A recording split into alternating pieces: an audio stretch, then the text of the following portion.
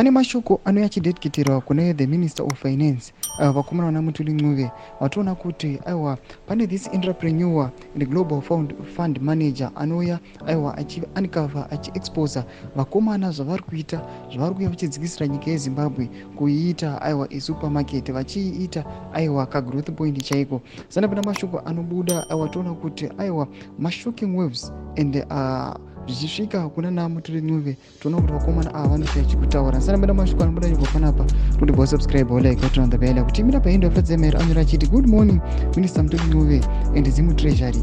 I know you don't care, but in this interview Ritesh Anand, global fund manager and entrepreneur, offers a sobering critique of Zimbabwe's free market economy.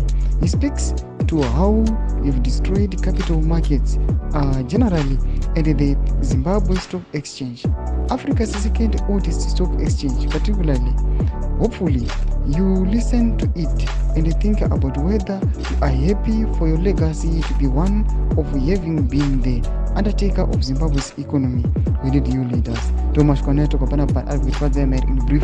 Tomash Kochita Aiwa, Anaparatish Anand, Anoya Achisana Kuretoro Mashkutu, Wakumana Finance in the Zim Treasury, Vanoya, Wachi destroy Nike Zimbabwe, Abanachi destroyer Zimbabwe Stock Exchange. Pana patona kuti zvinhu zviya azvichambo exist nyange zviripo tona kuti macitizens anenge achistruggle kuti aiwa exchange mastocks avo aiwa savagara nyika yeZimbabwe zvataona kuti Zimbabwe yamba second largest but now tona kuti aiwa nyika yedu yatova kumachonyonyo kuchakasara. Mashoko anoya atinoona kuti anodediketerwa vakomana vana Mthuli Ncube. Todze mafunguro enyu mutudi pamusoro pechitiko ichi.